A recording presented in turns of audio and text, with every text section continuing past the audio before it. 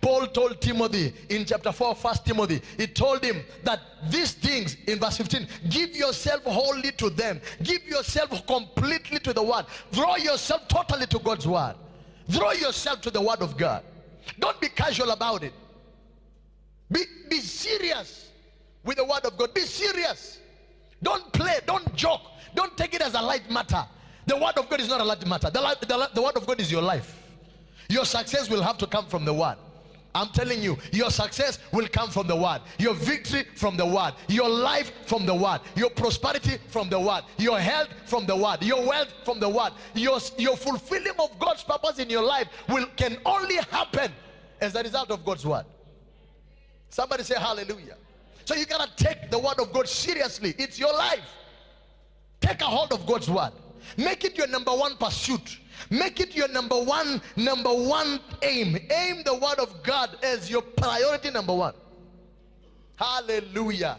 I'm talking to you right now. Aim the word of God. Give it number one importance. Make it of the greatest importance in your life. Hallelujah.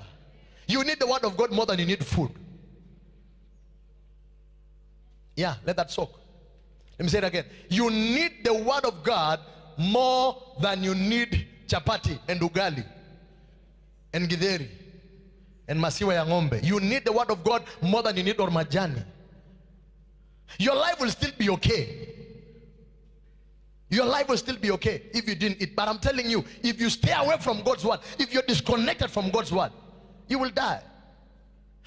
Psalms, the Bible says in chapter 1, says, blessed is the man, Psalms 1, blessed is the man who does not dwell in the counsel of the wicked, who does not walk in the company of the immoral, in the company of the evil, but his delight is in the commandments of the Lord. His delight is in the law of the Lord. His delight is in the word of God. Let me ask you a question. What gives you pleasure? What is your delight? Question, what is your delight? What is this thing that gives you excitement? What is this thing that gives you pleasure? What is this thing that excites you? If it's not the word of God, my friend, hey, you need to move right now and start staying in the word and make the word of God your delight. Make the word of God your thing, the thing that brings you the greatest joy. It says, he shall be like a tree planted by the riverside, planted by the riverside. His roots go into the water. And it says, he will bear fruits in season and out of season. Your success from the word of God becomes